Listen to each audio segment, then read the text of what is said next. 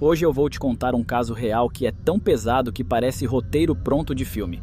Sabe o exorcismo de Emily Rose? Então, o caso que inspirou aquilo aconteceu de verdade, na Alemanha, e envolve uma jovem chamada Anneliese Michel. E já vou avisando, isso aqui é daqueles casos que dividem qualquer pessoa. Tem gente que jura que foi possessão, tem gente que tem certeza absoluta que foi doença. E o mais sinistro é que as duas leituras parecem se encaixar em partes diferentes da história. Vamos do começo, com calma. A Anneliese nasceu em 1952, na Baviera, no sul da Alemanha. Era uma família católica bem rígida, bem religiosa mesmo. Missa, oração, disciplina. Aquele lar onde fé não é opção, é rotina. Ela cresceu como uma menina normal, estudiosa, quieta, devota. Queria ser professora. Tudo dentro do normal, só que aí na adolescência começa a primeira ruptura. Aos 16 anos, do nada, ela tem uma convulsão forte, uma daquelas que assustam qualquer família. Levaram ao médico e veio o diagnóstico: epilepsia do lobo temporal. E junto disso, começaram sintomas que pareciam depressão pesada, um tipo de tristeza funda, escura, que vai drenando a pessoa.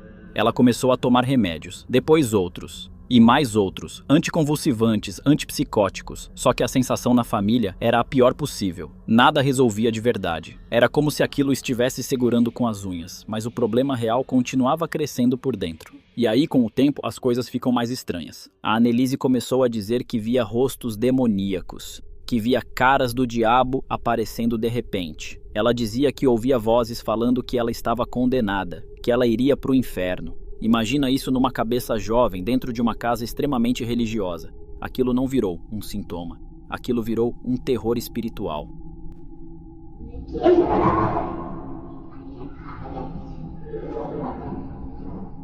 Os comportamentos dela começaram a assustar todo mundo. Crises de pânico, explosões de raiva, horas e horas em rituais de oração. E depois, como se outra coisa tomasse conta, ela gritava, quebrava coisas, se machucava, fazia necessidades no chão. Em alguns relatos, ela chegou a comer insetos, morder objetos, ingerir coisas sem sentido. E o detalhe que virou a chave na cabeça da família: ela começou a ter um tipo de repulsa violenta por coisas sagradas. Ela reagia mal a crucifixo, mal a água benta, mal a imagens religiosas. Não era só não gosto, era agonia, era ataque. Era um ódio que parecia vir de um lugar que não fazia sentido para aquela menina que sempre foi devota. E nessa altura, a medicina já não dava a resposta que a família aceitasse como completa. E a fé da família entrou com tudo. Eles começaram a procurar padres. Só que no início muitos recusaram. Diziam para ela continuar tratamento médico. A igreja, pelo menos oficialmente, não sai fazendo exorcismo por qualquer coisa. Existe regra, existe processo, existe autorização. Só que a situação estava tão fora de controle que, em algum ponto, eles conseguiram que um padre levasse aquilo mais a sério. O nome dele é Ernst Alt. Ele viu a Anneliese, conversou, acompanhou e ficou convencido de que tinha algo ali que ia além do diagnóstico. Ele foi atrás do bispo e pediu autorização. E a autorização veio. O bispo, do jeito que se fala, é Josef Stangl. E o padre que conduziria os rituais, o principal exorcista, era o Arnold Heinz. A ordem era fazer tudo em segredo. O primeiro ritual aconteceu em 24 de setembro de 1975. A Anneliese tinha 23 anos, e a partir dali, durante cerca de 10 meses, foram feitas dezenas e dezenas de sessões. Sessões longas, pesadas, que duravam horas. Não era uma oração rápida, era uma batalha. O tipo de coisa que, se você entra naquela sala, você sai diferente. Muitas sessões foram gravadas em fita cassete, e os áudios existem, e o que se ouve é difícil de descrever sem arrepiar.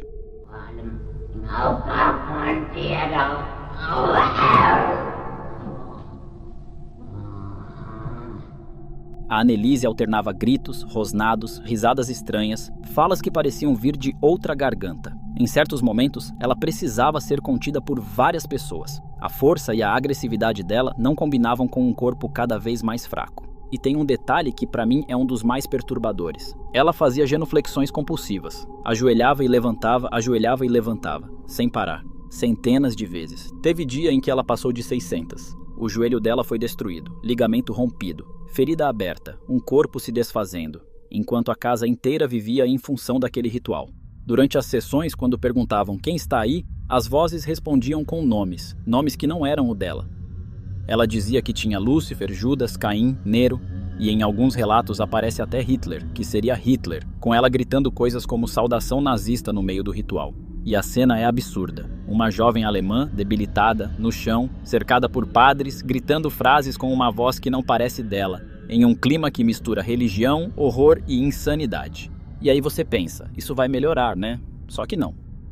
Ela começou a recusar comida, recusar água, dizia que não conseguia, que não deixavam. O corpo foi definhando, ela ficou extremamente magra, quase só osso, olhos fundos, pele pálida, fraca, pegou pneumonia, teve febre. Mas mesmo assim a família continuou naquele modo de isso é espiritual, não é médico.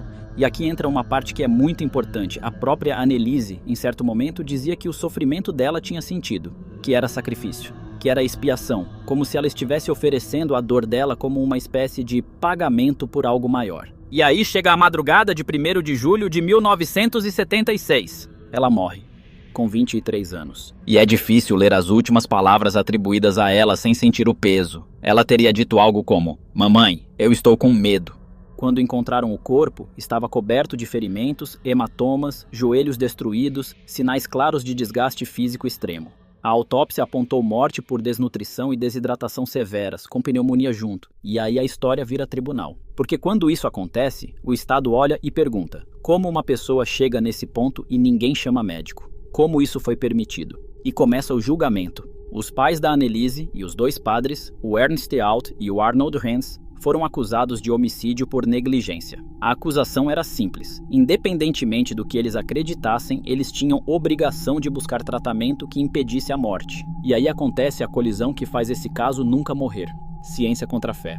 De um lado, médicos dizendo epilepsia, psicose, transtorno grave, possivelmente agravado por crença, medo, sugestão, medicação, que ela precisava de internação, alimentação forçada, cuidados intensivos. Do outro lado, a defesa dizendo existiam coisas ali que não se explicavam fácil. E aí, as gravações foram tocadas no tribunal. Imagina isso, uma sala de julgamento, juízes, promotores, advogados, e de repente, o som de uma jovem gemendo, rosnando, falando com vozes diferentes, blasfemando, gritando, em áudio real. Deve ter sido um clima horrível. No fim, o tribunal condenou. Mas a pena foi branda, prisão convertida em liberdade condicional. O entendimento foi que eles agiram por crença sincera, mas foram negligentes ao não impedir a morte. E agora vem a parte que eu mais gosto de colocar no final, porque é a reflexão que deixa o vídeo com peso.